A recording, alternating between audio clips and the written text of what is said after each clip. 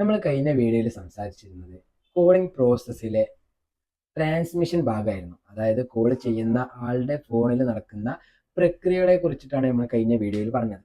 ഇനി കോൾ സ്വീകരിക്കുന്ന റിസീവറിന്റെ ഭാഗത്ത് സംഭവിക്കുന്ന കാര്യങ്ങളാണ്. ഈ ട്രാൻസ്മിഷന്റെയും റിസപ്ഷന്റെയും ഇടയിൽ നടക്കുന്ന കുറച്ച് കാര്യങ്ങളുണ്ട്.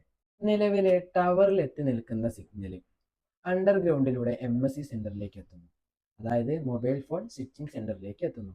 ഈ മൊബൈൽ ഫോൺ സ്വിച്ചിങ് സെന്ററിൽ വെച്ചിട്ട് പ്രധാനമായിട്ടും രണ്ട് കാര്യങ്ങളാണ് നടക്കുന്നത്. ഒന്ന് HLR, രണ്ടാമത്തത് VLR. HLR എന്ന് പറഞ്ഞാൽ നമ്മൾ കോൾ ചെയ്യുന്ന വ്യക്തിയുടെ ഹോം ലൊക്കേഷൻ രജിസ്റ്റർ ചെയ്യുക, അതായത് ആർക്കാണ് ഈ കോൾ ചെയ്യുന്നത് എന്ന് രജിസ്റ്റർ ചെയ്യുന്നതാണ്. രണ്ടാമത്തത് VLR, ആ വ്യക്തി ഇപ്പോൾ ഏത് ടവറിന്റെ പരിധിയിലാണ് ഉള്ളത് എന്നുള്ളത് നോക്കുന്നതാണ്. ഇങ്ങനെ അയാൾ നിൽക്കുന്ന ലൊക്കേഷന്റെ അടുത്തുള്ള ടവറിലേക്ക് സിഗ്നൽ അയക്കുകയും അയാളുടെ ഫോണിലേക്ക് ടവറിലൂടെ സിഗ്നൽ എത്തുകയും ചെയ്യുന്നു. ഇങ്ങനെയാണ് ഒരു കോളിംഗ് പ്രോസസ്സിലെ റിസീവിംഗ് ഭാഗം നടക്കുന്നത്.